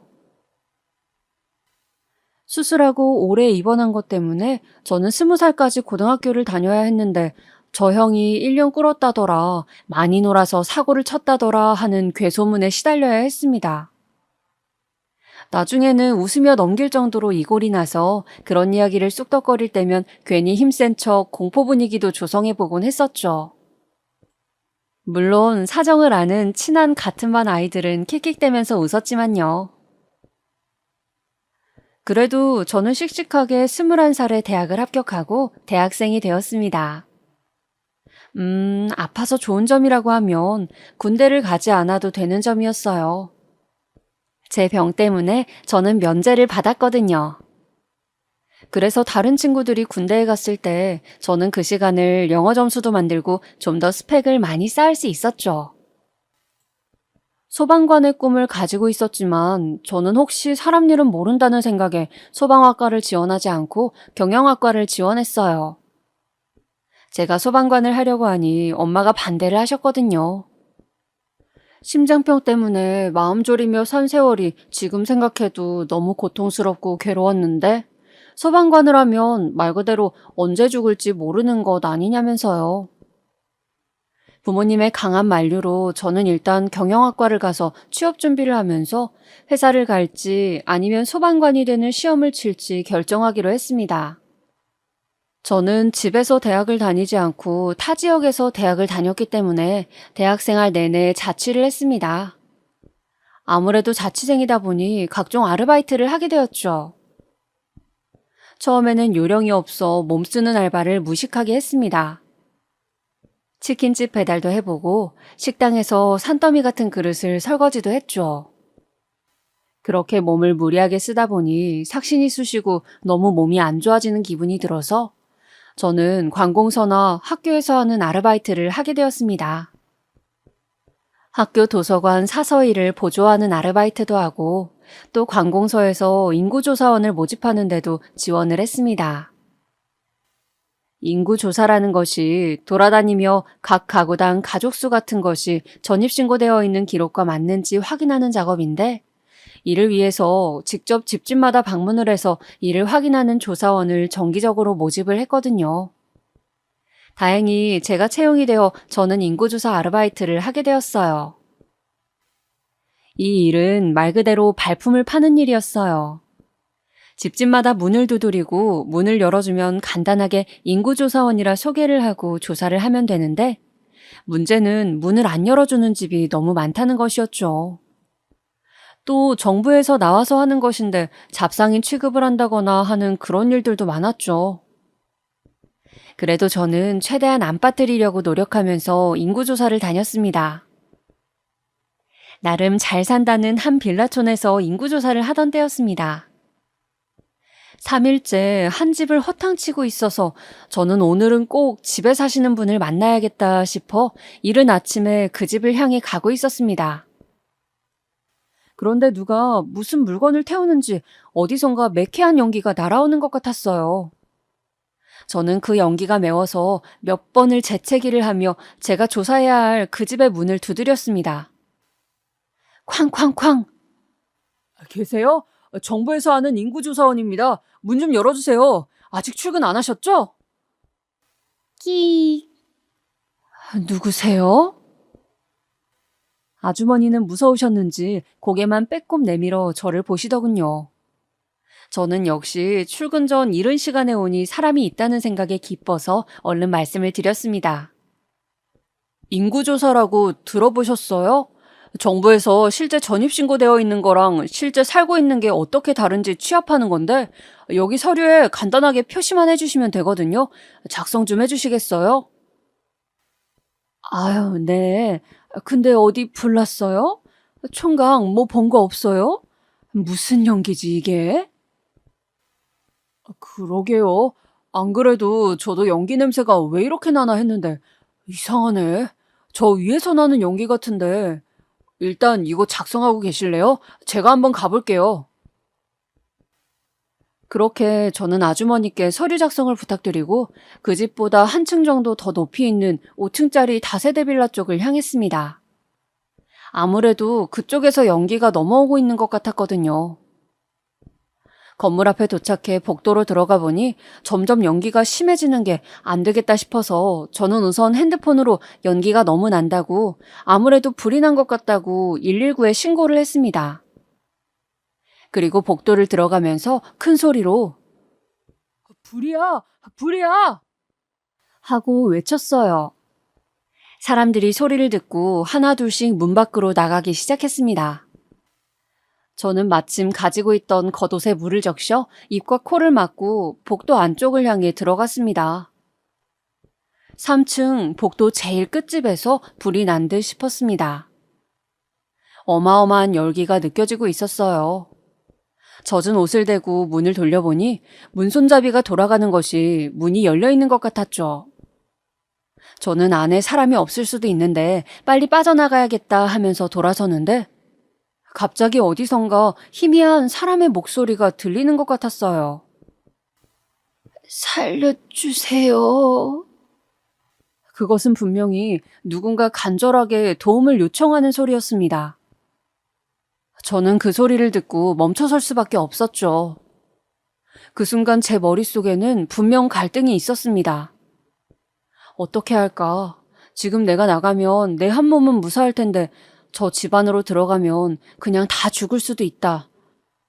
그런데 그때 친구의 얼굴과 목소리가 떠올랐습니다. 준영아, 나는 위기 상황에서 영웅이 되는 것이 내 꿈이야. 같이 소방관 되지 않을래? 저에게 살아있음의 가치를 알게 해준 저의 소중한 친구, 바로 지석이었습니다. 지석이라면 어떻게 했을까? 지금 이 상황에서. 저는 그 생각이 든 순간 바로 현관문을 열고 집 안으로 뛰어들어갔습니다. 저는 친구에게 부끄럽게 살고 싶지 않았습니다. 어떻게 되든 한 생명이라도 살릴 수 있다면 뭐든 해봐야 할 것 같았어요. 뿌연 연기를 헤치며 제 입과 코를 막고 있는 수건이 점점 말라가는 것을 느끼면서 저는 황급히 사람의 형체를 찾았습니다. 바닥에 쓰러진 한 할머니의 하얀 머리카락 같은 것이 보였어요. 할머니가 맞았습니다.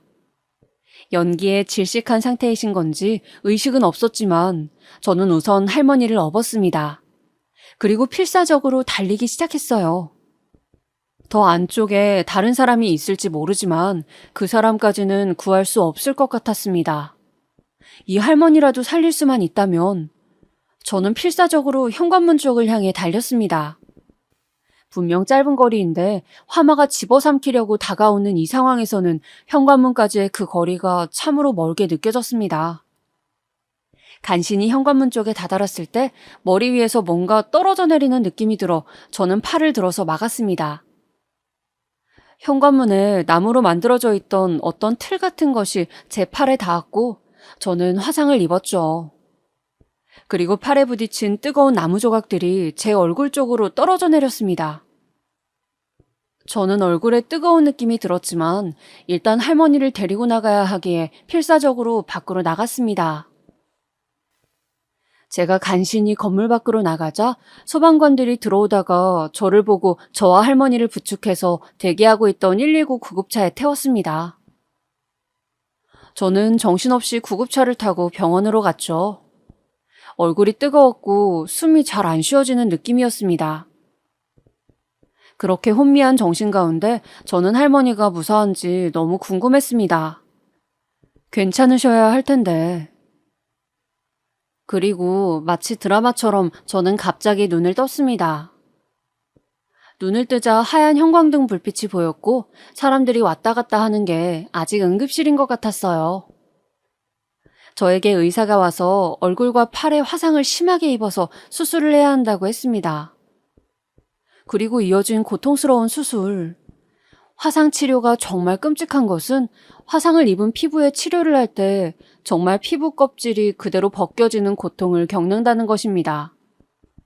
저는 그 처절한 고통의 치료를 계속하며 병원에서 살아야 했어요. 부모님은 말없이 눈물을 흘리시고 그저 살아있어서 고맙다고 매일 저의 곁에서 감사의 기도를 드리더군요. 저는 화상치료의 끔찍한 고통 때문에 한동안은 정신을 차릴 수가 없었습니다. 그러다가 간신히 정신이 들자 도대체 왜 화재가 났고 그 집 할머니는 어떻게 되었는지 너무 궁금하더군요. 뉴스를 찾아보니 빌라 화재가 기사로 나 있었습니다. 원인은 전기 제품의 누전인 것 같다고 하더군요. 그리고 다행인 것은 사망자가 없다는 것으로 보아 어쨌든 그 할머니도 목숨을 건지신 것 같았습니다.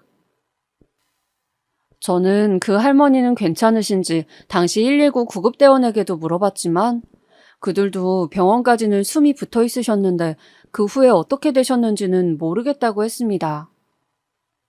다만 그 할머니가 구급차에 흘리고 가신 게 있다고 찾아가라고 연락을 드렸으나 연락이 안 됐다고 하면서 저에게 혹시 찾아가겠냐고 잘 아시는 분이냐고 해서 저는 그런 건 아닌데 일단 한번 찾아뵙고 구해주신 거 인사를 드리겠다고 했습니다.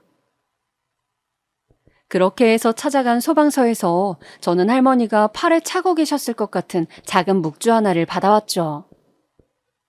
저는 혹시 나중에라도 할머니가 찾으시면 이 번호를 남길 테니 알려주셨으면 한다고 했습니다. 왜 그렇게 할머니 생사가 궁금했냐고요? 그 불 속에서 함께 살아나온 동지기도 했고 또 건강은 어떠신지 그 불 속에서 혹시 안 좋아지신 건 아닌지 그냥 걱정이 되었거든요. 그렇게 저는 화상치료를 하면서 다시 대학을 마저 다니며 취업을 했습니다. 그런데 저에게는 큰 문제가 하나 생겼습니다. 대학을 다닐 때도 사람들이 저를 쳐다보는 것에 적응이 안 되었는데 취직을 한다면 면접을 봐야 하는데 제가 너무 화상을 심하게 입는 바람에 한쪽 얼굴의 형체가 많이 무너졌습니다. 그래서 보기에 무척 흉한 얼굴이 되어버렸죠. 왼쪽 뺨 전체가 화상을 입어 쭈글쭈글해져 버렸으니까요. 친구들이야 그래도 제 사정을 아니까 그러려니 하고 노력하는 게 보였지만 이제 취업을 해야 하고 면접을 봐야 하는데 정말 앞길이 막막했습니다. 일단 소방관은 그 화마를 겪고 나니 제가 자신이 없어 시험 준비를 하지 않기로 했고 그저 저는 제 스펙에 맞는 중견기업을 들어가서 회사원 생활을 하기로 마음을 먹었습니다. 그런데 여기저기 취직원서를 아무리 내도 저보다 훨씬 토익 점수도 낮고 봉사활동 실적도 낮고 학점도 낮은 친구들이 턱턱 붙을 동안 저는 계속 면접에 떨어지는 것이었어요. 1차 서류 전형을 통과하고 2차 블라인드 테스트도 통과한 회사는 엄청 많았는데 꼭 마지막 최종 면접에서 미끄러지는 것이었습니다. 예를 들면 이런 식이죠. 최종 면접에 가면 다른 지원자들에게는 앞으로의 포부나 회사에 합격한다면 첫 월급으로 뭘 하고 싶냐는 등의 질문을 한다면 저에게는 항상 그 얼굴은 왜 그렇게 됐냐는 식의 질문만 하는 것이었습니다. 제가 화재 사고를 겪었다고 하면 다들 불쌍한 표정을 짓고 그리고 저는 항상 탈락을 하는 것이었죠. 저는 점점 제 얼굴로 인해 위축되기 시작했습니다. 항상 챙이 길어 얼굴을 가려줄 수 있는 등산용 모자 같은 것을 쓰고 다니고 마스크를 하고 다녔어요. 물론 요즘에야 코로나 때문에 마스크를 다들 하고 다니지만 제가 얼굴 때문에 마스크를 쓸 때만 해도 사람들은 모자와 마스크로 얼굴을 가린 저를 슬슬 피해 다녔습니다. 한 번은 지하철 화장실에서 계속 모자를 쓰고 다니니까 너무 땀이 나서 잠깐 등산용 모자와 마스크를 벗었는데 옆에서 손을 씻고 있던 유치원생 꼬마 남자아이가 저를 보고 괴물이라며 소리치고 우는 통에 애 아빠가 미안하다고 하며 데려간 적도 있었어요. 그때 저는 알았습니다. 아, 내 얼굴이 어린아이의 눈엔 괴물로 보일 정도로 보기에 안 좋구나. 그런 생각을 하니 눈물이 자꾸 났습니다. 전공을 살려 취직을 하지 못하면 저는 평생 부모님의 짐이 되어 살아가야 하는 건지 어떻게 살아가야 할지 감이 잘 잡히지 않았습니다. 저는 취업을 하고 싶은 마음에 하루 종일 카페에 앉아 노트북으로 이력서를 쓰면서 앉아 있었는데 문득 노트북이 배터리가 다 되어 충전하려는데 안 가져왔다는 것을 알았죠. 제 거 쓰실래요? 핸드폰하고 충전잭이 같죠? 고개를 들어보니 옆자리에 앉아있던 여자분이었습니다. 저는 노트북을 충전할 수 있어 감사하다는 생각에 빵 한 봉지를 내밀었어요. 아, 이거 간식인가요? 그런데 제가 좀 많이 출출한데 혹시 시간 되시면 같이 밥 먹을래요? 아, 네? 밥이요? 네, 제가 꼭 먹고 싶은 게 있는데 그 메뉴가 2인 이상만 주문이 되거든요. 어때요? 저는 얼떨떨했지만 배가 고프기도 했고 그분과 그냥 헤어지는 게 아쉽기도 해서 식사를 하러 가게 되었습니다. 여자분이 먹고 싶었던 것은 고기였습니다. 우리는 같이 삼겹살을 먹으러 갔죠. 제가 가끔 가던 가게였는데 그 집은 칼집을 낸 숙성 삼겹살과 같이 먹는 김치 칼국수가 유명한 집이었습니다. 삼겹살 맛이 정말 기가 막히더군요. 김치 칼국수는 또 어찌나 칼칼하고 맛있던지 그렇게 처음 본 여자와 맥주도 한 잔 시키고 이런저런 이야기를 나누다 보니 대학 때 소개팅하던 느낌도 나고 기분이 퍽 좋더군요. 그분은 작은 사업을 구상 중이라고 자신을 소개했어요. 서비스직에서 오래 일했다고도 했죠. 그러고 보니 인상이 상당히 미인인데다 호감 간다는 느낌이 있었어요. 미인이시고 이렇게 능력이 좋으니 인기가 많으시겠다고 했더니 아니라며 그녀는 손사래를 치더군요.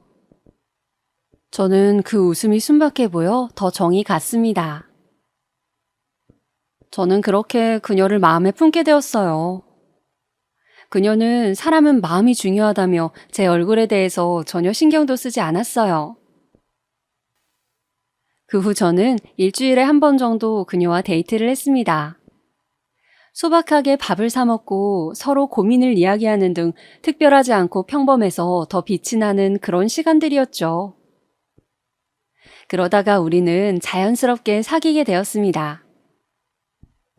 제 처지가 얼굴에 흉터도 있고 취준생이라 조심스러웠지만 그분은 다 괜찮다고 이 나이쯤 되면 그런 거 신경 쓸 일도 없다며 제 마음을 편하게 배려해 주셨어요.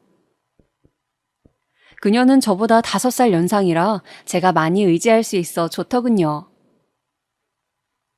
그렇게 사랑을 쌓아가면서 저는 제 외모에도 더 신경을 쓰게 되고 생활에 활력이 생겼습니다. 일하랴 데이트하랴 바쁘긴 했지만 그래도 행복했어요. 저는 얼굴을 다치고 나서는 아무도 만날 수 없을 거라 생각을 했거든요. 그런데 이런 상처까지 다 이해해주는 사람이 있다니 정말 감동이었습니다.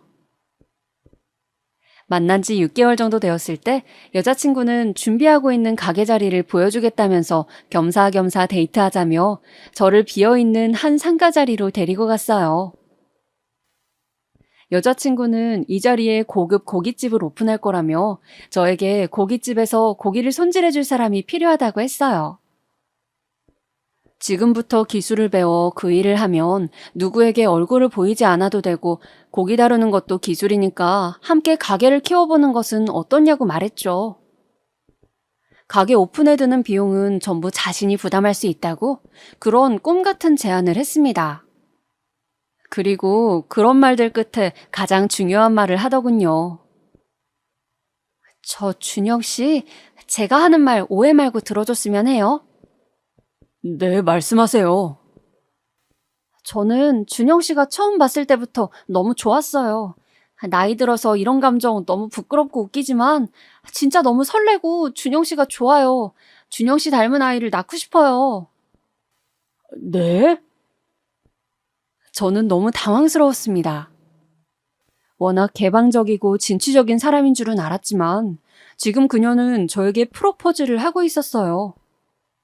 저는 이런 상황에서 나는 백수인데 나는 얼굴이 화상으로 망가졌는데 등등 여러 생각이 스치며 머릿속이 복잡해졌어요. 이런 로맨틱한 상황에서 마음 편히 행복해할 수 없는 제 처지가 서글프기도 했습니다. 저는 일단 결혼에 대해서는 좀 더 신중하게 서로 생각해보자고 말했어요. 그리고 며칠 뒤 여자친구를 만났을 때 저는 당분간은 연애만 하고 싶다고 했어요. 내가 너무 가진 게 없어서 자신이 없다고. 조금 더 상황이 좋아지면 결혼은 서로 신중하게 생각해보자고. 여자친구는 미묘한 표정으로 제 말을 듣더니 하는 수 없다는 듯 자신이 좀 더 기다리겠다 하더군요. 그리고 오늘은 어쩐지 치킨에 맥주를 먹고 싶다면서 저에게 치킨 먹으러 가자고 조르던 것이었습니다. 그러고 보니 치킨을 먹은 지도 한참 된 것 같아서 동네에 치킨이 맛있기로 유명한 호프집에 가서 한참 신나게 대화를 나누고 있는데 여친이 급한 전화를 받더니 뭔가 문제가 생겼는지 짜증을 내는 거였어요.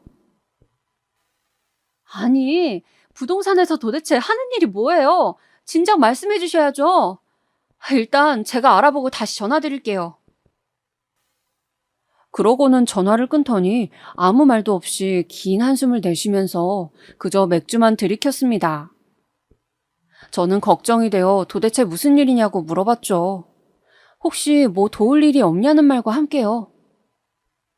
한참을 말을 할까 말까 망설이던 여친은 마침내 이야기를 시작했습니다. 저번에 봤던 그 가게 자리를 가계약금을 걸고 계약을 하는 걸로 다 이야기를 해두고 계약금은 며칠 뒤에 주겠다고 했는데 상가를 넘기기로 한 사람이 알겠다고 하고서는 다른 데서 계약금을 바로 보낸다고 하니까 그냥 우리랑 가계약한 걸 없던 일로 하고 그쪽하고 계약을 하고 싶다고 했다는 겁니다. 그걸 부동산에서 제대로 전달을 못해서 지금 당장 계약금을 보내야 되게 생겼다고 말이죠. 그러면서 넌지시 저에게 돈이 혹시 없냐고 묻는 것이었어요. 저는 갑자기 돈 이야기가 나와서 당황했지만 이 사람이 그동안 나에게 보인 마음이 있는데 어떻게든 도와주고 싶어서 제가 가지고 있는 전 재산이 1,000만 원이라고 말했습니다. 여자친구는 일단 며칠 뒤에 바로 돈을 줄 테니 그걸 융통해달라고 했어요. 그래서 저는 인터넷 뱅킹으로 여자친구에게 1,000만 원을 이체해 주었죠. 여자친구는 고맙다고 당장 내일 일 처리를 해야 한다면서 몇 번이고 나에게 고맙다고 했어요. 다시 계약금을 주고 잘 마무리한 후에 연락을 주겠다면서요. 그런데 그 후로 여자친구는 연락이 전혀 되질 않았습니다. 여보세요? 지금 거신 전화는 수신이 금지된 전화로 저는 몇 번이고 마음속에 스멀스멀 올라오는 불안감을 잊어보려 애를 썼어요. 설마 아니겠지. 내 돈을 가지고 도망간 것은 아니겠지. 그러나 연락이 안 되는 날이 길어질수록 저의 불안감은 커져만 갔습니다. 도저히 견딜 수 없는 지경이 되자 저는 그때 여자친구가 보여준 상가 자리를 찾아갔어요. 그 자리에는 샤브샤브 식당이 이미 들어와 있었습니다. 저는 다급히 사장님 계시냐고 사장님을 찾았어요. 사장님, 혹시 이 가게 월세로 얻으신 건가요? 부동산 계약 언제 하신 거예요? 이 자리에 제가 아는 지인이 고깃집을 한다고 했는데 어떻게 된 건가 해서요. 네? 이 가게 제 건데요. 제가 주인이에요. 이 상가 한 번도 월세 내놓은 적도 없어요. 샤브샤브 가게 하려고 몇 달 비워두긴 했는데 이상하네요. 저는 전혀 모르는 일인데요. 고깃집? 이럴 수가. 사장님은 전혀 모르는 일이라는 듯 말씀하시는 거였습니다. 저는 머리가 너무 아파왔어요. 그렇다면 제가 사기를 당한 걸까요? 도저히 그녀가 저에게 했던 달콤한 말들과 결혼에 대한 이야기들이 거짓이라고 받아들일 수가 없었습니다. 그런 상태로 저는 몇 달이라는 시간을 마음의 상처와 허무함을 안고 지냈습니다. 도무지 사람이라는 존재를 믿을 수가 없더군요. 저를 온통 뒤흔들어 놓고 사라진 그 여자는 도대체 어떤 사람이었는지 밤마다 악몽을 꾸고 하루는 그녀가 그리웠다가 하루는 밉다가 도저히 정신을 차릴 수가 없었습니다. 그런데 어느 날 경찰서에서 전화가 왔습니다. 여보세요? 여기 서울 강남경찰서인데요.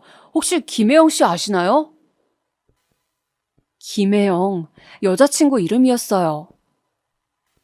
제가 한때 사귀었던 사이라고 하자 전화를 하신 형사분은 당황하는 듯 하더니 저에게 꼬치꼬치 캐물으시더군요. 우연히 카페에서 만났고 6개월 정도 데이트를 했으며 빌려준 돈은 1,000만 원이라고 하자 형사님은 그래도 많은 돈을 사기당하진 않으셔서 정말 다행이라고 하더군요. 그 돈이 제 전 재산인 건 알고 하시는 말씀인지. 형사님 말에 따르면 로맨스 스캠이라고 그런 수법의 일종이라고 남자들에게 접근해서 결혼하자고 달콤한 말을 하고 돈을 잠시 융통해달라고 사기를 친다는 거였어요. 제가 알고 있는 김혜영이라는 이름도 가명이고 그 사람은 사업을 하는 사람이 아니라 그저 과거에 단란주점에서 일한 적이 있는 꽃뱀이라고 하더군요. 중요한 사건에 연루되어 있어 경찰이 쫓던 차에 전화번호와 통화 목록을 입수해 저에게 연락하신 거라고요. 저처럼 그녀에게 돈을 빌려주거나 그럴 뻔한 남자들이 10명이 넘는다면서 조심하라고 당부를 남기고 전화를 끊으셨습니다. 그 후로 저는 한동안 칩거를 했습니다. 더 이상 세상을 살아갈 용기가 없어졌다고나 할까요? 근근히 해오던 알바일도 전혀 하지 않고 그저 어떻게 하면 내가 안 아프게 죽을 수 있을까 그 궁리만 하면서 하루하루 페인처럼 살았습니다. 물론 사기를 당한 제가 몰랐고 많이 어리석었죠. 네, 차마 부모님께는 사기를 당했다고 말할 수가 없었어요. 그래서 그냥 혼자 계속 소주를 사서 매일 한 병씩 마시기 시작했습니다. 다른 지역에서 자취를 하고 있으니 다행히 이런 못난 모습을 부모님이 모르고 있을 수 있었죠. 어느 순간부터인가 저는 집 밖으로 나가지 않았어요. 음식은 라면을 먹거나 시켜 먹는 것으로 해결했고 며칠째 씻지 않아 몸에서 냄새가 나도 개의치 않았습니다. 그리고 아무 의욕 없이 누워서 미국 드라마나 영화를 보면서 시간을 보냈어요. 가끔 게임을 하기도 했죠. 그렇게 하루 종일 놀다가 낮인지 밤인지 모를 상태로 그냥 잠이 들었어요. 그렇게 잠이 들면 항상 꿈에 먼저 죽은 내 친구 지석이의 모습도 보이고 그 화재 현장에서 저에게 살려달라고 했던 할머니의 모습도 보였어요. 저는 꿈에 할머니가 자꾸 보이는 것으로 보아 할머니가 그때 어쩌면 돌아가셨나 보다 하고 생각하게 되었습니다. 그럴 때면 지석이가 남긴 책을 읽어보기도 하고 할머니가 남기신 묵주를 팔에 차보기도 하고 가만히 만져보기도 했어요. 아마도 천주교 물건인 것 같았는데 뭔가 정교한 조각이 새겨져 있었어요. 이런 내 모습을 지석이가 보면 뭐라고 할까? 내가 그때 할머니를 구하기 위해 용기를 냈던 것은 옳았을까?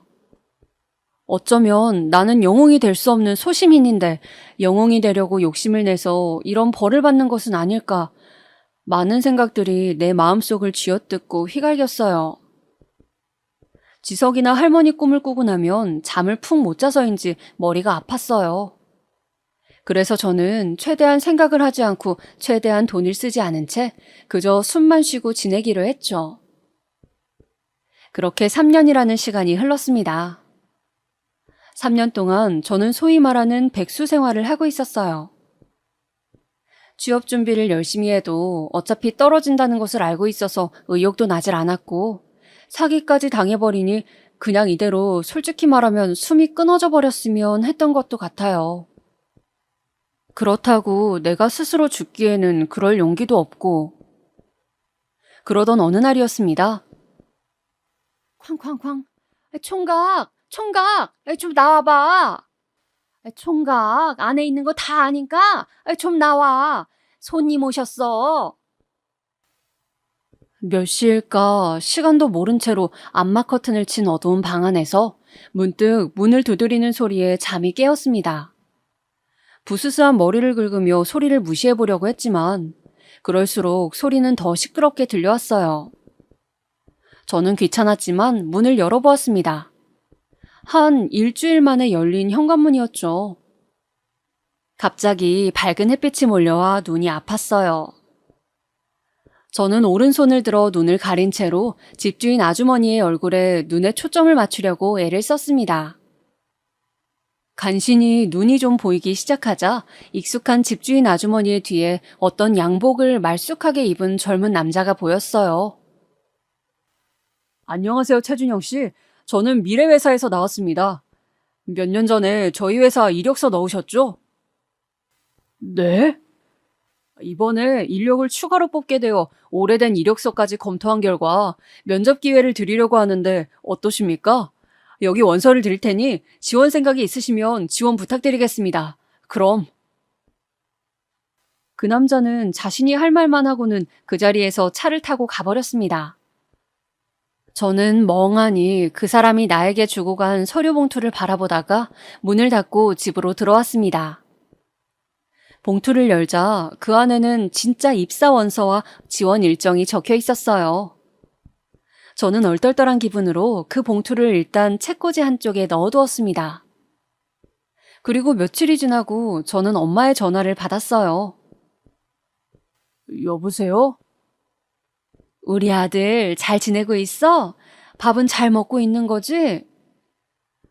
오늘 우리 아들이 좋아하는 제육볶음을 했는데 생각이 나서 전화했어. 요즘 왜 이렇게 집에 안 와? 그냥. 준영아, 취업 안 해도 되니까 하루하루 즐겁게 지내고 건강하기만 해. 어? 사랑해, 우리 아들. 엄마는 마치 제 맘을 안다는 듯이 저에게 다정하게 말씀을 하시는 거였어요. 취업 안 해도 상관없다는 엄마의 그 말씀이 가슴에 사무쳐 갑자기 눈물이 났습니다. 엄마의 사랑이 너무도 위대하고 크다는 생각이 들었어요.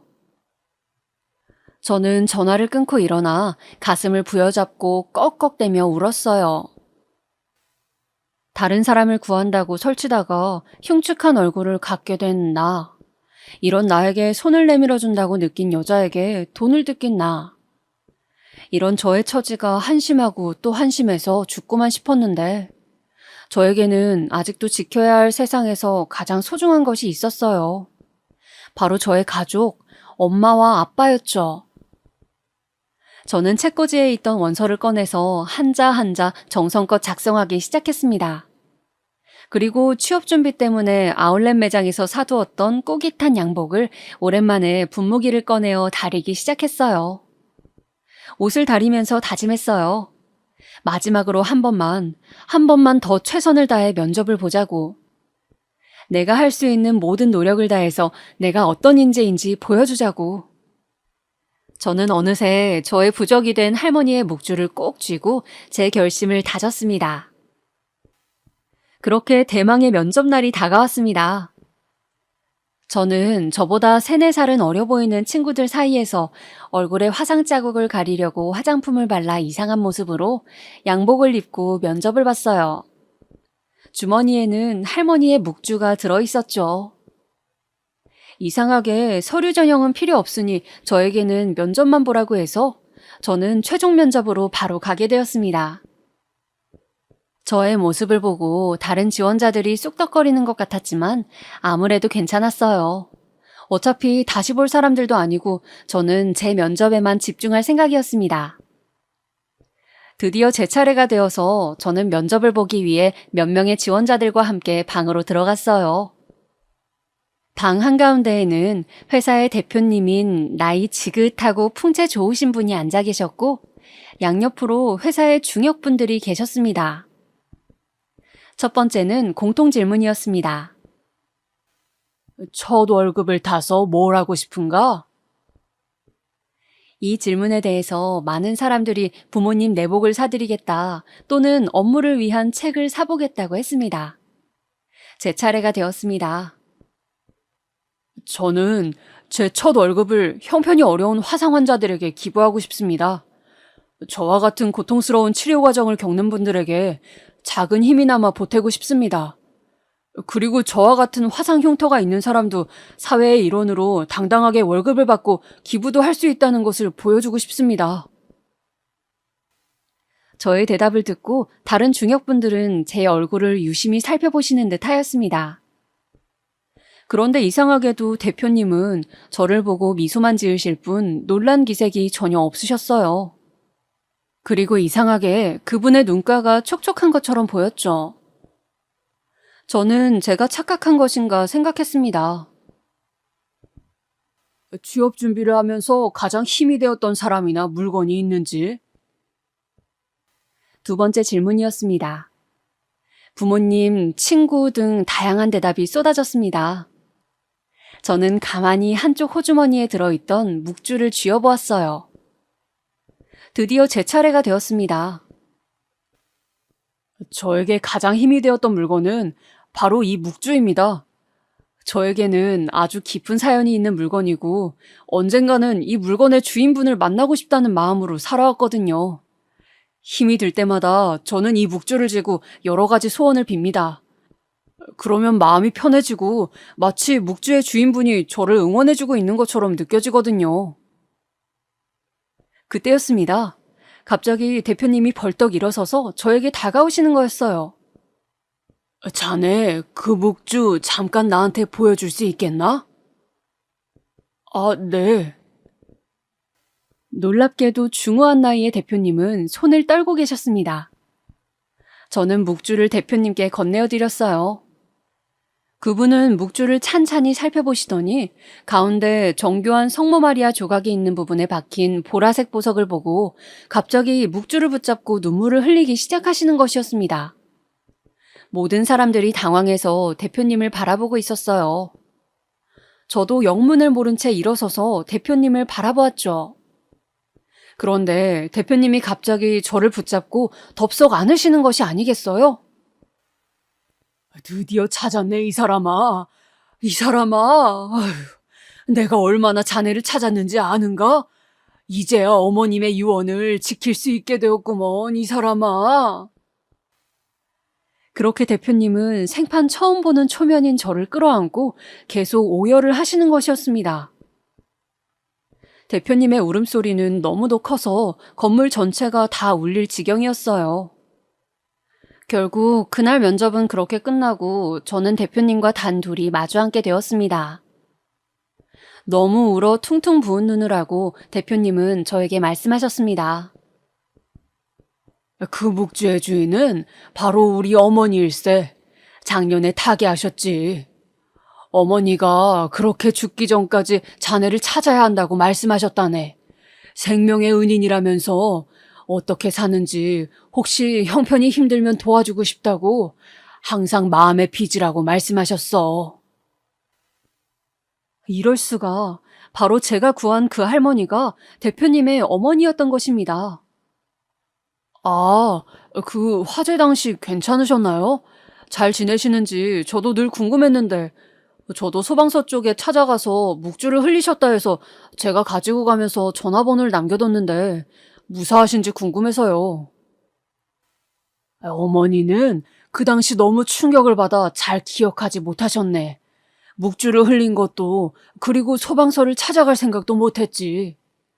화상을 입은 부분도 있으셔서 그 치료를 하고 2년쯤 지났을까?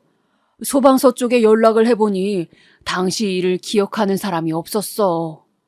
같이 입원했던 병원에도 물어봤지만 알려줄 수 없다는 말뿐이었지. 그 묵주는 어머니가 처녀 시절 바티칸까지 가서 사오신 것이네.